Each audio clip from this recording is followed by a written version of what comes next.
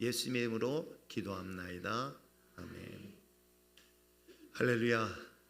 하나님의 놀라운 은혜와 사랑하심이 여러분과 여러분의 가정 가운데 주님 오신 날까지 영원히 있길 축복합니다. 우리가 계속해서 주일 요한복음의 말씀을 살펴보고 있습니다. 이 요한복음의 저자는 사도 요한입니다. 그의 인생에서 가장 큰 영향을 미친 인물을 만나게 되었는데 그게 누구일까요? 예수 그리스도일 것입니다. 세례 요한의 제자인 바로 사도 요한, 그는 그 스승의 가르침에 따라서 예수님을 만나게 되었고, 그 예수님을 만나 그의 인생의 전부를 예수님을 따르는 삶으로 바뀌어지는 이야기가 우리 성경 속에 기록되어져 있습니다. 그런데 사실 이 본문은 어느 때 기록했는지 아십니까? 예수님을 따라다니는 그 현장에서, 그 자리에서 쓴 것이 아니라 예수님이 십자가에 죽으셨습니다.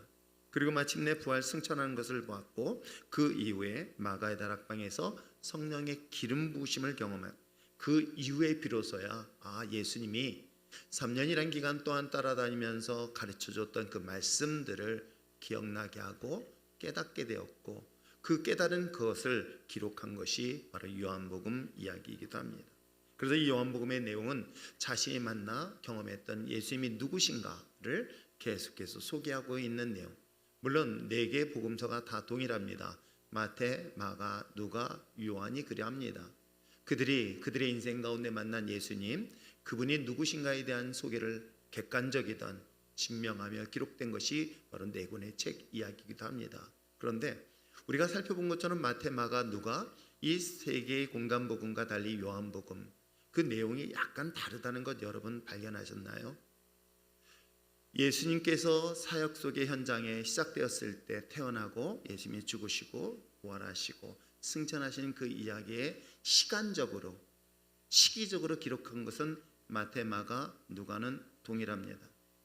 그래서 시기적으로, 시대적으로 기록된 것, 시차에 맞춰서 기록된 것이 약간의 차이는 있을지 모르겠지만 바로 공간복음이라고 이야기할 수 있는 마태, 마가, 누가는 동일하게 그러한 관점에서 기록되어 있는데, 요한복음은 전혀 다른 것 여러분 발견하셨습니까? 그게 바로 오늘 본문의 내용이기도 합니다. 예수님께서 예루살렘에 입성했었을 때는 마태, 마가, 누가는 어느 때였습니까? 예수님이 비로소 죽음을 앞두고 유월절 날 예루살렘에 입성하시면서 첫 번째 성전의 정화 사건을 소개하고 있어요. 그렇기 때문에 대부분의 마태, 마가, 누가, 즉 공간복음이라고 이야기하는 3권의 책에는 후반부에 기록되어 있습니다. 근데 여러분 어떻습니까? 오늘 본문은 뜻밖의 예수님이 1장 예수님이 누구신가에 대한 것들을 객관적으로 증명하는 가운데 그에 대하여 증거를 소개하고 있는 것이 2장의 이야기입니다.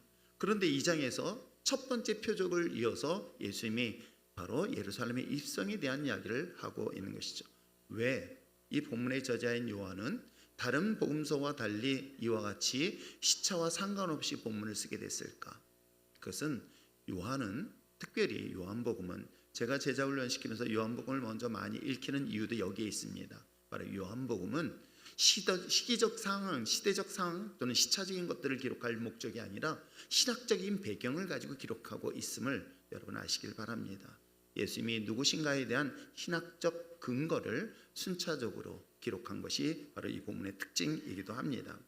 자, 예수님께서 예루살렘에 입성하시면서 성전의 정화, 심판의 사건 이후에 제자들에게 비로소 하나님의 나라, 그리고 성전이라는 것이, 하나님의 교회라는 것이 진정한 가치, 그 본질에 대하여 소개를 하고 있는 내용이기도 합니다. 오늘 우리가 교회를 다니는 것도 마찬가지입니다. 우리가 신앙생활하는데 잘못 왜곡되어지면 이것이 우상이 될 수 있는 것 여러분 아십니까? 여러분, 성경은 하나님의 말씀을 기록한 책입니다. 그런데 이것이 우상처럼 사용할 수도 있습니다. 무엇으로요? 부적처럼. 성경을 부적으로도 사용할 수 있습니다. 잘못 오해하면 그런 현상이 나타날 수 있겠죠. 마치 귀신이 나타나면 성경책 들으면 귀신이 벌벌벌 떨 것 같다는 생각 가지고, 그리고 심지어는 가위 눌리면 성경책을 옆에다 두고, 이러한 현상들을 한 번쯤 진지하게 고민해야 될 내용이 바로 이런 내용인 거예요. 교회는 어떨까요? 교회도 잘못 오해하면 우상이 될 수 있는 것 여러분 아십니까? 교회뿐만이 아닙니다. 목회자들 또한 우상이 될 수 있습니다.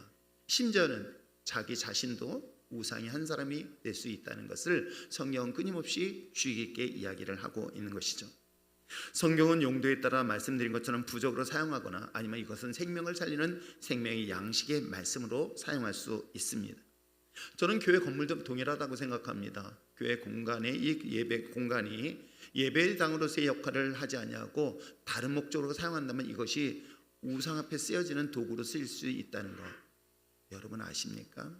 그래서 교회라는 것은 어떤 목적, 어떤 용도에 따라서 그것이 우상의 집단, 떼주는 정치의 도구로 사용되거나 오늘 본문에 기록된 것처럼 장사의 목적이 될 수 있다는 것이겠죠. 내가 교회를 가면 뭔가 잘 될 것 같다는 그런 생각들.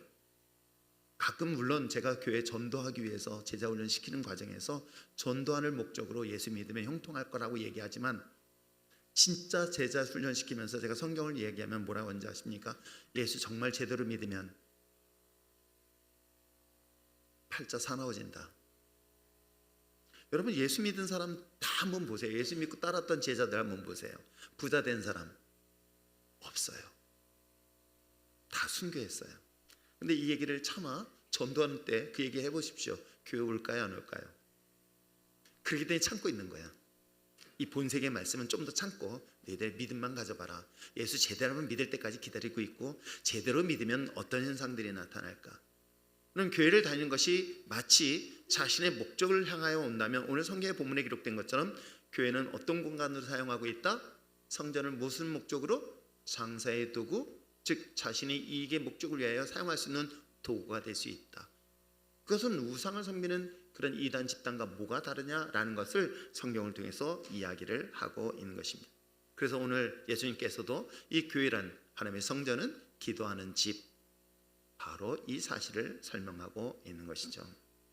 예수님께서 창조하신 그 다음에 이 창조자로서 하나님이 바로 하나님의 아들이신 예수님이 창조자로서 그분은 나의 삶의 누구다? 주인이시다. 그리고 뿐만 아니라 예수님은 나의 삶의 구원자시다. 이것이 요한복음 1장 전체 이야기이기도 하고요. 어찌 보면 복음서에서 이야기하고 있는 내용이기도 합니다. 그렇듯 예수님이 나의 삶의 주인이시며 구원자 되신 그분을 만날 때는 어떤 일들이 일어날까라는 것에 대한 이야기가 2장에서 이야기를 하고 있는 거예요. 그래서 예수님은 그걸 뭐라고 얘기하고 있습니까? 첫 번째 표적. 그러면 예수님을 만나면 어떤 일들이 일어날까? 물이 포도주로 변화되어진 것처럼 반드시 예수님을 만나면 어떻게 된다? 변화된다. 이것을 부정하지 아니하시고 부정하지 말고요. 이걸 확실하게 여러분 믿으시길 바랍니다. 그러면 이런 생각을 해요. 왜 하나님을 믿고 예수님 교회를 다니는데 왜 안 변할까? 교회는 다니고 있지만은 여러분 변하지 않는 것은 하나님의 능력이 없어서가 아니라 여러분 하나님을 만나지 못한 것은 아닐까를 다시 한번 스스로 돌아볼 수 있기를 바랍니다. 예수님을 만나게 되어지면 물의 포도주로 변화되어듯 우리의 삶에 놀라운 변화가 일어납니다. 맛이 없었던 우리들의 인생이 맛있는 인생으로 바뀌게 되어 있습니다. 어찌 보면 밍숭맹숭한 내 인생에 예수님을 만나면 어떤 모습으로 기쁨의 삶으로 바뀌게 되어 있는 것입니다. 현실은 안 바뀔 수 있어요. 맞아요. 현실은 동일할 수 있습니다. 그런데 놀라운 변화가 일어나는 거예요. 누구를 만나면? 예수님을 만나면. 우리도 인생 속에서 아내를 만나거나 남편을 만났습니다. 그 남편과 아내를 통해서 행복하고 기쁨의 삶을 사는 사람이 있는가 하면 그렇지 않은 경우도 종종 있겠죠. 그런데 한 가지 분명한 것은 행복한 만남, 좋은 만남은 내 환경은 변하지 않을 수 있습니다. 상황은 변하지 않았는데도 불구하고 내 인생에는 놀라운 변화가 시작됩니다. 뭐예요? 안 먹어도 배부른 그런 삶의 모습 바뀌지 않을까요? 그렇듯 하물며 우리가 인생을 살아가는데 만난 사람도 그러면 하물며 우리 인생에 엄청난 영향을 미치는 오늘 본문에 기록된 것처럼 표적을 행하시는 예수님을 만난다면 어떤 일들이 일어날까? 이것이 가나의 혼인잔치의 사건을 통해서 이야기를 하고 있는 것입니다. 그래서 성경에 기록되어 있는 것처럼 지난주 말씀한 것처럼 가나의 혼인잔치의 첫 번째 표적이라고 이야기하고 있죠. 그렇다면 표적은 뭐다? 변화다. 그런 변화의 역사가 시작되는 것이 바로 하나님의 표적 또는 하나님의 기적이라고 이야기할 수 있습니다. 그런데 사실은 예수님이 지난주 말씀드렸던 것처럼 가나의 혼인잔치의 표적, 이 표적과 비교하고 있는 표적이 오늘 이야기인 거예요. 그래서 여러분들이 우리가 신앙생활하면서 이 원리를 잘 기억하고 이 본문의 내용을 여러분 깊이 생각하면서 묵상하면서 자신의 신앙을 점검하고 그리고 궁극적으로 내 신앙의 목표를 어디에 둬야 될 것인가를 이 본문을 통해서 발견할 수 있기를 부탁드립니다. 자, 어떤 내용일까요? 말씀드린 것처럼 가나의 표적 이후에 두 번째 표적을 이야기하고 있으니 뭐라고 얘기하고 있습니까? 바로 예루살렘 입성하시면서 하셨던 말씀, 그것이 바로 예수님의 죽으시고 부활하심에 대한 얘기를 하고 있는 거예요.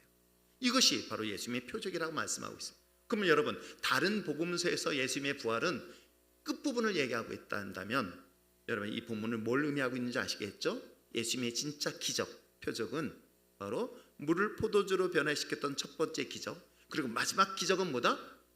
예수님의 죽으시고 부활하심.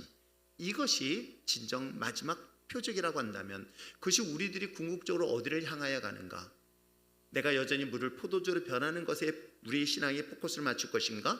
더 본질적으로 이 부활의 생명을 넣는 것이 우리의 진정한 신앙이고 우리가 바로 주님을 바라봐야 될 표적의 본질인가를 이 본문을 통해서 발견할 수 있기를 부탁드립니다. 말씀드린 것처럼 가나의 표적에 이어서 성전에 입성하신 예수님께서 우리가 잘 알고 있는 것처럼 성전 안에서 상거래를 하고 있는 사람들을 내어 쫓으시면서 말씀하셨습니다. 내 집을 장사하는 집으로 만들지 말라고 엄히 꾸짖으시면서 말씀하셨습니다.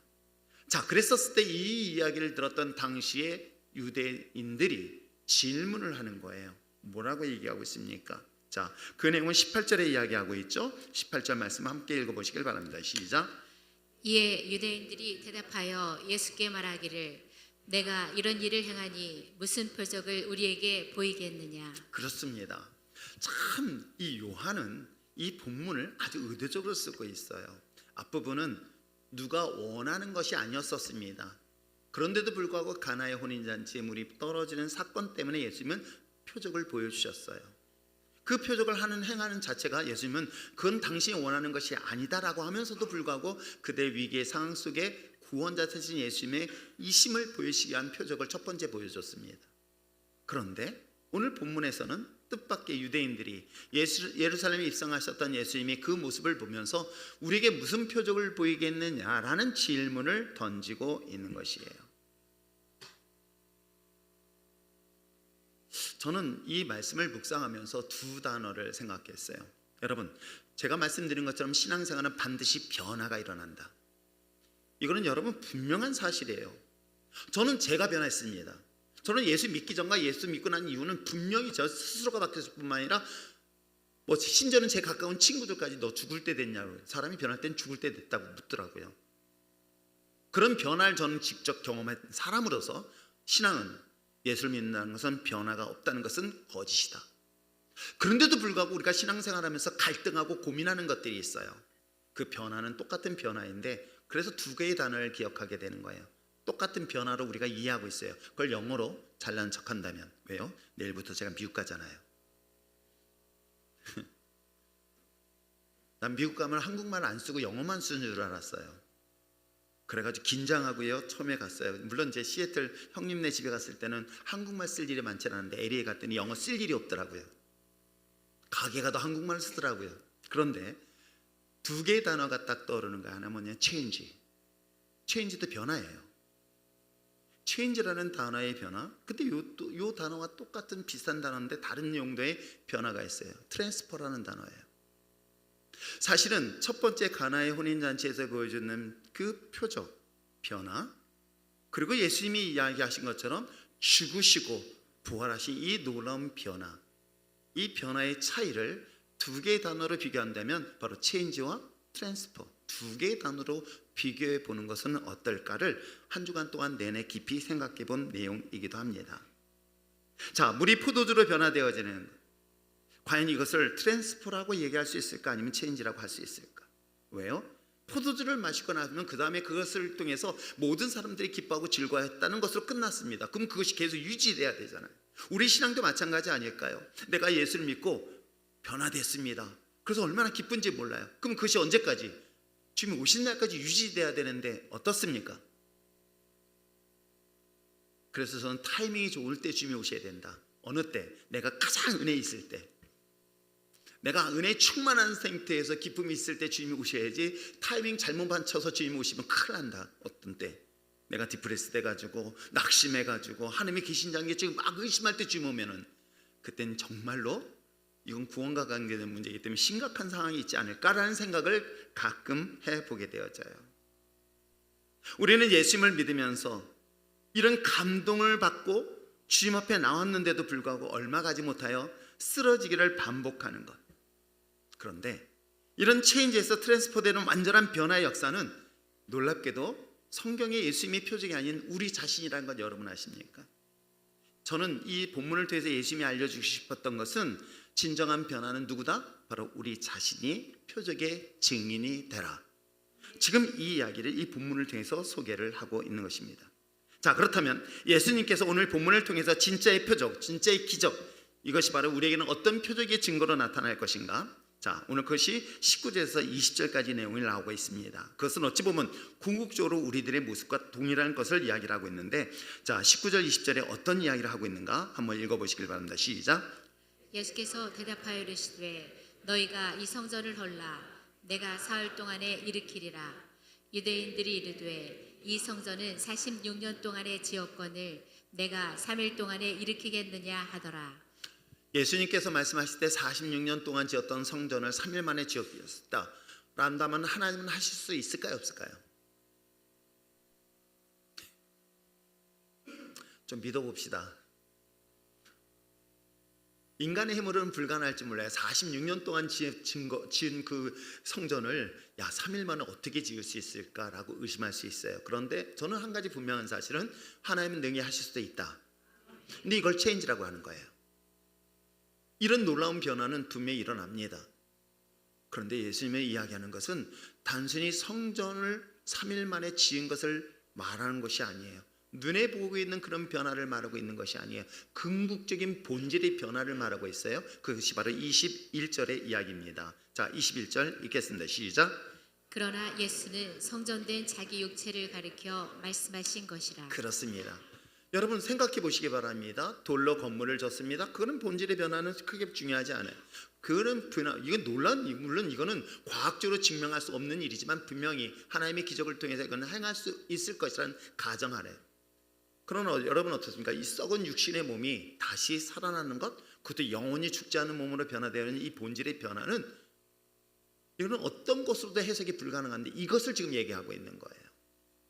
이것이 바로 진정한 변화의 이야기를 성경을 통해서 이야기를 하고 있는 것입니다. 그렇습니다. 사랑하는 성도 여러분, 어찌 보면 우리 삶 속에서 진정한 기적, 진정한 표적은 죽은 우리들이 다시금 살아나고 그 살아남으로 인해 영원한 생명을 갖는 그런 하나님의 자녀가 되어지는 것. 그건 예수님이 샘플로 되었지만, 그러나 이 사실을 믿는 저와 여러분에게 이것이 믿어지고 그것이 확정되어지는 놀라운 것이 바로 여러분 자신의 기적의 증인이 된다는 것 여러분 아십니까? 표적 자체가 우리가 된다는 것을 성경은 말하고 있는 것입니다. 사실은 과거에도 그랬고요, 또 현재도 마찬가지입니다.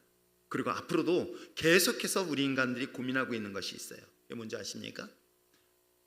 어떻게 하면 늙지 않고 오래 살까?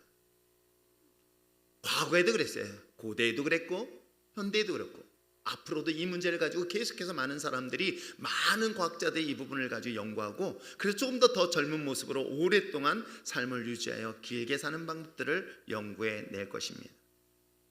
그래서 요즘 시대는 100세 시대라고 이야기를 하고 있는 것이 사실이기도 하고요. 그러다 보니까 우리나라의 평균 수명이 몇 살인 줄 아십니까? 최근에 나온 자료에 보니까는 그래도 60세를 지나서 70세를 넘어서 83세라고 이야기합니다. 그런데 83세 중에서 건강 나이라고 얘기하죠. 이거는 의료보험에서 통해서 이제 데이터인데 약 70세까지가 건강 나이라고 이야기를 합니다. 그럼 평균 연령은 83세. 저는 앞으로 몇 년 더 살 수 있다? 20년 가깝게 앞으로 시간이 남아 있구나. 평균적으로만 따져본다면. 그리고 건강한 나이를 따져본다면 앞으로 몇 년 남았다? 5년도 안 남았네. 이게 저를 슬프게 하긴 하지만, 그럼에도 불구하고 많은 사람들이 죽음의 문제를 좀 더 길게 하기 위해서 얼마나 많은 사람들이 몸부림치는지 몰라요. 그런데 기독교만이 가지고 있는 독특한 그리고 기독교만이 유일한 것이 하나 있으니 바로 부활의 신앙인 것이죠. 이것을 지금 이 성경에서 예수님이 말씀하시고 있고 사도 요한이 소개하고 있는 거예요. 자, 물을 포도주 변하는 이 기적, 이게 얼마나 놀라운 일입니까? 근데 이건 영원하지 않다는 걸 얘기해요. 우리는 신앙생활에서 영원하지 아니한 이 표적도 감동받으면서 와 라고 이야기를 합니다. 그런데 진짜 표적, 진짜 예수님의 기적은, 하나님의 기적은 뭐예요? 우리에게 영원한 생명을, 그 영원한 생명을 가지고 하나님의 거룩한 나라에서 살 수 있다는 것, 이것처럼 큰 기적은 없다라고 지금 성경은 우리에게 이야기를 하고 있는 것입니다.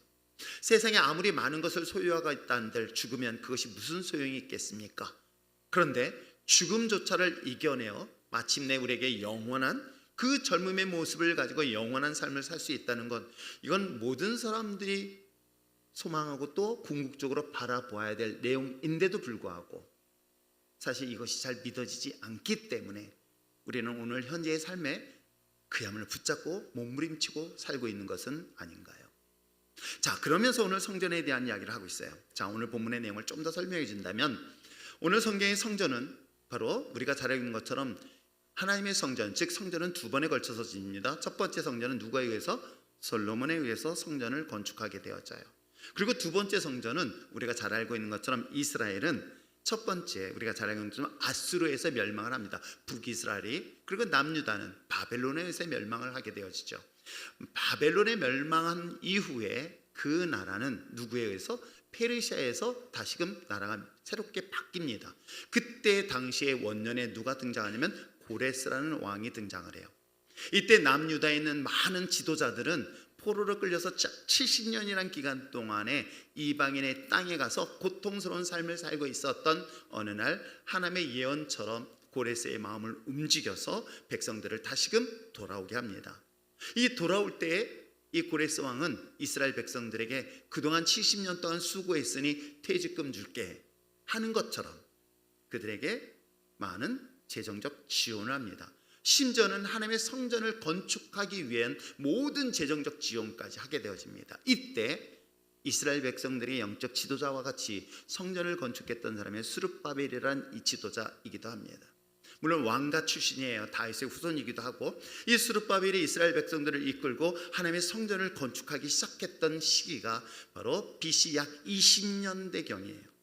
그로부터 시작해가지고 시간이 지났습니다. 예수님이 시대가 지났으니 지금 46년이라고 그랬으니 얼추 따져보면은 AD 한 26년 정도 될 그 시기인 것 같아요. 근데 뭐 정확한 숫자는 아니지만 요 정도의 46년이 지났는데 이 성전이 그때 완성이 됐을까 안 됐을까요? 사실은 완성이 되지 않았습니다. 이때 등장하는 사람이 헤롯 왕이라는 인물이에요. 헤롯 왕이 이 성전을 완성시키기 위해서 바로 마무리를 했는데 그 기간이 언제까지 됐을까요? 사실은 성경은 오늘 46년이라고 그랬지만 약 80년에 걸쳐서 성전이 완성되어집니다. 그게 어느 때인 줄 아십니까? AD 46년경이에요. 그로부터 4년 후에 이스라엘은 역사에서 사라져버려요.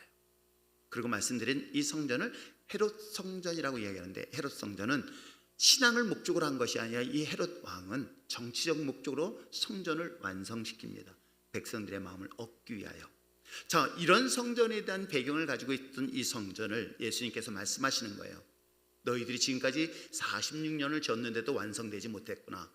그런데 이 성전을 허물라. 내가 성전은 완성시키는 데는 3일만 되겠다라는 배경을 성경을 이야기를 하고 있습니다. 그런데 진정한 의미는 22절에 말씀하신 것처럼, 21절과 22절에 말씀하신 것처럼 바로 진짜 기적은, 진짜 표적은, 너희들이 표적 보여달라고 그랬지? 이거 보여줄 수 있어. 그런데 진짜 표적은 뭐예요? 죽고 3일 만에 부활하는 것. 지금 예수님이 이 사실을 성경을 통해서 소개를 하고 있는 것입니다.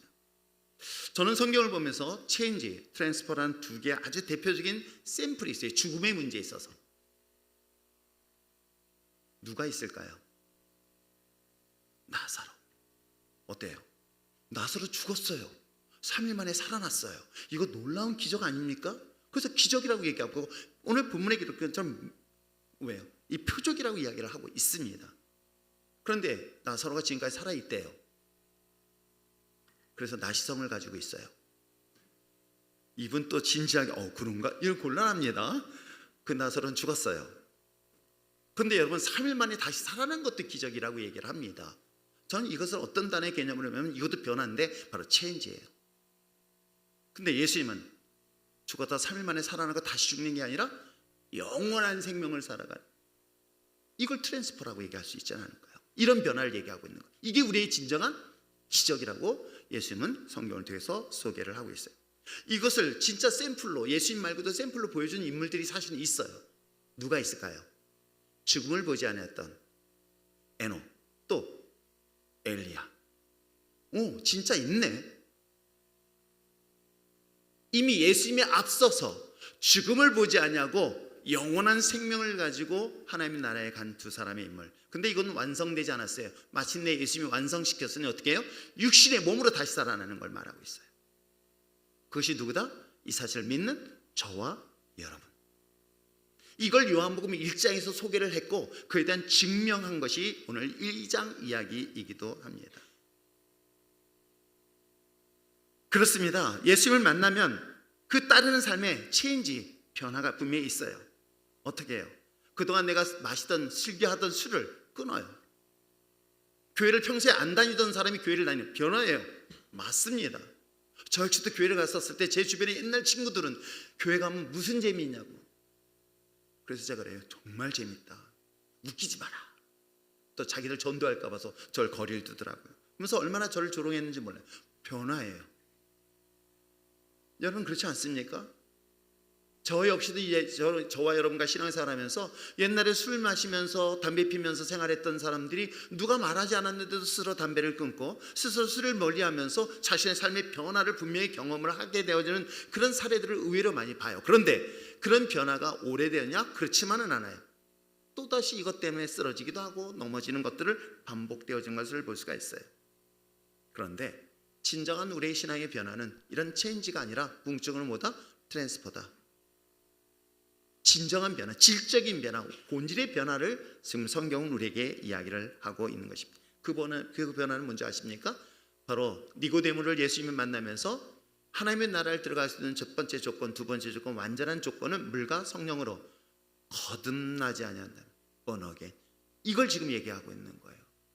아, 진정한 변화는 내가 물과 성령으로 변화되어서 그때마다 감정에서 오늘 좋고 오늘 믿음이 좋고 오늘 믿음이 나 그런 종류가 아니라 내가 삶을 살아왔던 이것도 물론 중요할 수 있어요. 체인지 되게 그것도 대단하다고 생각할 수 있지만 더 본질적인 변화는 물과 포도주 변하는 것에 대한 신앙이 제한된 것이 아니라 궁극적으로는 우리 죽음까지도 부활의 생명을 얻는 그러한 하나님이신 이 표적의 주인공이 누구다? 그건 예수님이 아니라 그것이 표적의 주인공이 누구다? 저와 여러분이라는 사실을 성경을 통해서 소개를 하고 있는 것입니다. 왜요? 말씀드린 것처럼 지난 시간 말씀드린 것처럼 이 표적엔 목적이 있었어요. 어떤 목적이 있었을까요? 요한복음 20장 21절 30절 31절 30절 31절이네요. 제가 20절 21절이라 했는데 30절과 31절이에요. 아마 여기 안 나올지도 몰라요. 자, 한번 평소에 성경책을 안 들고 다니니 고개만 들고 있지. 자, 요한복음 방송실에서 얼마나 빨리 순발력 있게 할지 모르겠지만 30절 31절 찾으셨으면 아멘. 자, 한번 읽어볼까요? 시작. 예수께서 제자들 앞에서 이 책에 기록되지 아니한 다른 표적도 많이 행하셨으나 여기까지. 자, 예수님께서 이 지금까지 많은 표적들, 물을 포도주로 변화시켰고, 자, 진짜 표적이 뭐냐? 죽음을 이기고 부활한 것에 대한 얘기를 2장에서 앞부분에 얘기를 했어요. 그리고 실질적으로 부활한 것들은 후반부에 등장을 합니다. 그렇잖아요. 21장에 예수님이 제자들에게 나타났어요. 근데 이 표적이라는 것에 대한 이야기라고. 그런데 이거 말고도 엄청난 많은 기적을 일으키셨어요. 그런데도 불구하고 지금까지 기록된 이유가 있습니다. 31절 읽겠습니다. 시작. 오직 이것을 기록함은 너희로 예수께서 하나님의 아들 그리스도이심을 믿게 하려 하며. 여기까지. 자, 예수 그리스도를 누구라는 거예요? 그리스도라는 거예요. 그리스도라는 건 뭐예요? 구원자, 메시아라는 거예요. 근데 놀랍게도 예수님을 누구라고 얘기했어요? 하나님의 아들이라고 표현하고 있는 거예요. 그래서 이 짧은 문장 속에는 예수님이 누구신가를 분명하게 이야기했어요. 예수님이 누구시다? 하나님이시다. 그분은 누구시다? 창조자다. 창조자라는 것은 결국 내 삶의 주인은 누구다? 하나님이라는 사실을 얘기하고 있는 거예요. 이 짧은 문장의 핵심의 내용인 거예요. 여러분, 여러분의 인생이 자신의 것이라고 착각하며 살아가는 수많은 사람들, 내 인생은 나의 것이라고 착각하며 살아가는 수많은 사람들에게 성경은 말하고 있어요. 너의 인생의 주인은 누군지 아니? 하나님이시다 라고 얘기를 하고 있는 거예요. 그분 나의 삶의 주인이라는 것, 이걸 발견하는 것. 그런데 더 중요한 건 뭐예요? 그리스도라는 거예요. 구원자라고 얘기하는 거예요. 근데 그 사실을 뭐라고 얘기하고 있어요? 다시 한번 읽어보시길 바랍니다. 시작. 오직 이것을 기록함은 너희로 예수께서 하나님의 아들 그리스도이심을 믿게 하려 하며 또 너희로 믿고 그 이름을 힘입어 무엇을? 생명을 얻게 하려 함이니라. 그렇습니다.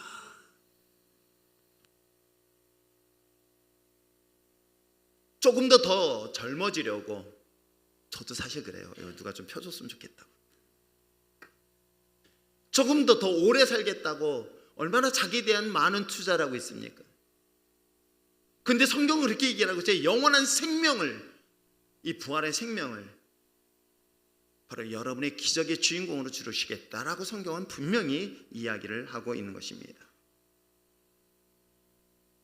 예수님을 통해 물이 변화되어 하나님의 은혜 가운데 이런 놀라운 변화, 그러나 더 궁극적으로는 여러분의 변화의 주체로서 죽어 썩어 마땅한 우리들의 영혼이 영원한 생명을 얻는다는 이 사실을 바로 믿음으로 발견하고 그것이 여러분의 삶의 증거가 되어지기를 다시 한번 주님을 부탁드립니다.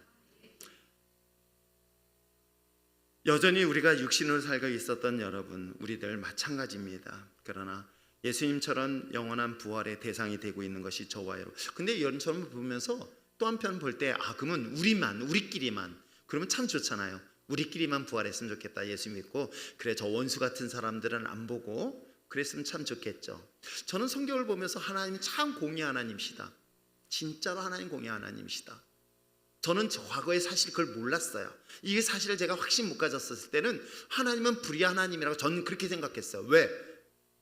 저렇게 신실하게 하나님을 잘 믿는 사람들은 저렇게 어려운데, 핍박을 당하는데, 고통을 당하는데, 여러분 터키에서나 등등 외국에서는 아마 지금 이집트에서도 그런 일이 최근에 일어났는데 어떤 일이 일어날까요? 예배드리다가 폭탄 테러에서 무수한 생명이 죽어가는 이야기를 들을 때 저들은 무슨 잘못이 있어서 저희 폭탄에 의해서 죽임을 당해야 됩니까? 하나님의 자녀들이, 하나님의 백성들이 오히려 더 악하게 행동을 하고 있고, 저 역시도 그 중에 하나가 아닐까요?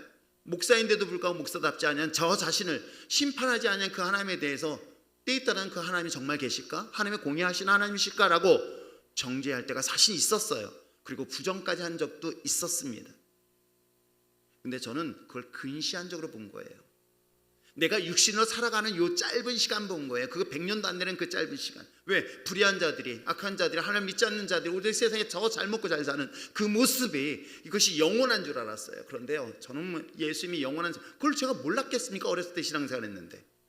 부활에 대한 것들, 부활절만 되면 그 행사에 저도 참석했는데. 그런데 이 사실을 믿게 되니, 이 사실에 대한 확신을 갖게 되었으니 어떤 일들이 일어나는 줄 아십니까?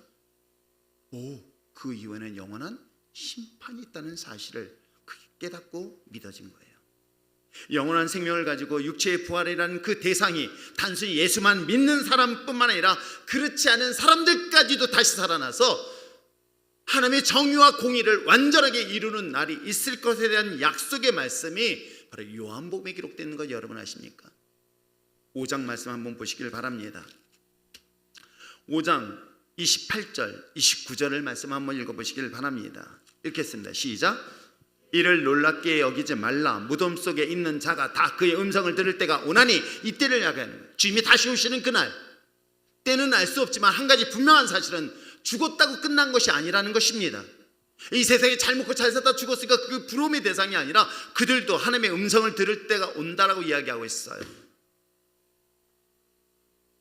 살아있는 자뿐만 아니라 죽은 자들까지도 하나님이 이 땅에 다시 오시는 그 음성을 들을 때가 오는데 어떤 일이 일어납니까? 자, 29절 읽겠습니다. 시작. 선한 일을 행한 자는 생명의 부활로, 악한 일을 행한 자는 심판의 부활로 나오리라. 그렇습니다. 이 말씀을 읽으면서, 이 말씀을 깨달으면서 두렵기까지 했습니다. 난 죽음은 끝날 줄 알았지만 그게 아니라 그 예언은 반드시 하나님을 믿는 사람이든 믿지 않는 사람이든 선한 일을 하든 선하지 않는 사람이든 모든 사람들이 부활을 하는데, 하나는 생명의 부활로, 하나는 심판의 부활로 하나님의 공의가 완전하게 이루어짐에 대한 이야기를 성경은 이야기를 하고 있습니다.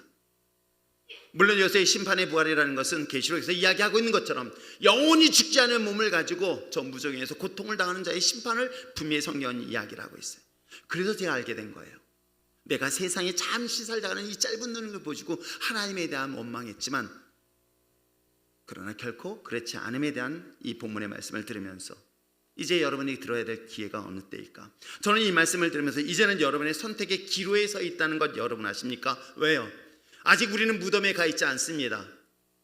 그러나 지금 내가 이 이야기를 들을 수 있는 기회가 어찌 보면 내가 선택할 수 있는 마지막 기로의 순간이라는 것 여러분 아십니까? 예수 그리스도를 믿을 것인가, 아니면 믿지 않을 것인가? 물론 이 자리에 나오신 분들은 예수를 믿기 위해서 오신 분, 믿고 있는 분들이 계실 것이라 생각합니다. 그런데 여러분, 이 믿음을 이야기할 때에 여러분 잘 들으시기 바랍니다. 내가 교회를 다닐 것인가 말 것인가의 중요한 기로의 선택의 순간에 오늘 여러분 중요한 선택을 이 자리에 하고 왔습니다. 이건 분명한 사실이에요. 오늘 여러분은 두 가지 길을 선택했을 것이에요. 하나는 교회를 갈 것인가, 교회를 가지 말 것인가, 이 두 가지 길 속에서 하나를 선택해서 왔습니다. 근데 그것으로 끝나지 않습니다. 여러분, 체인지로서 여러분의 신앙이 멈출 것인가, 아니면 트랜스퍼, 여러분의 진정한 변화에 대한 신앙을 가질 것인가에 대한 마지막 기로의 선택이 있다면 어떤 선택을 하시겠습니까? 지금 이 이야기를 하고 있는 거예요. 제가 말씀을 전하거나 또는 제자 훈련을 시키면서 항상 하는 말이에요. 진짜 그리스도인을 강조하는 이유, 진짜 구원에 대한 이야기를 강조하는 말, 이유가 바로 여기에 있는 것이에요. 사랑하는 성도 여러분, 하나님은 강제적으로 여러분을 이끌으신 분이 아니에요. 하나님은 굉장히 인격적인 분이세요. 그래서 저에게 그런 기회를 주시는 거예요. 그걸 들을 수 있는 기회를 주신 거예요. 저 인생에서도 저도 기회를 들었던 거예요. 저의 멘토였던 부장님께서 너 두 가지 길이 있다. 너 오늘부로 회사를 그만두는 방법 하나 있고, 너 2박 3일 3박 4일 동안에 수련회가 있다. 그때까지는 교회를 안 다녔던 저예요. 근데 3박 4일 가는 그 수련회 기간이 있는데 둘 다 너의 선택을 존중하는데, 다만 네가 3박 4일 동안에 그 수련회에 참석하는 기간 동안은 결석으로 처리하지 않겠다. 출결해서는 내가 보여주겠다라고 해주었던, 그것 때문에 사실 거기 유혹이 됐죠. 뭐.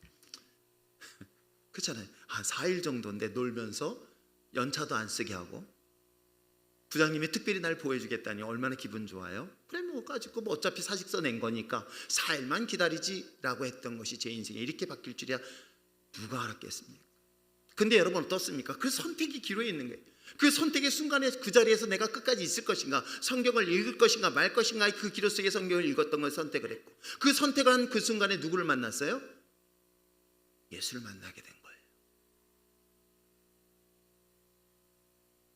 저는 오늘 본문을 보면서 여주의 물을 포도주로 변화시키는 그러한 변화에 대해서 여러분의 신앙에 제한시킬 것인가? 이건 굉장히 많아요. 내 병이 낫는 거, 사업이 잘 되는 거. 그럼요, 얼마 그 순간이 행복하고 기쁜지 몰라요. 내 자녀가 서울대 가는 거 행복하지요. 그도 하나님의 은혜예요. 하나님의 기적이에요.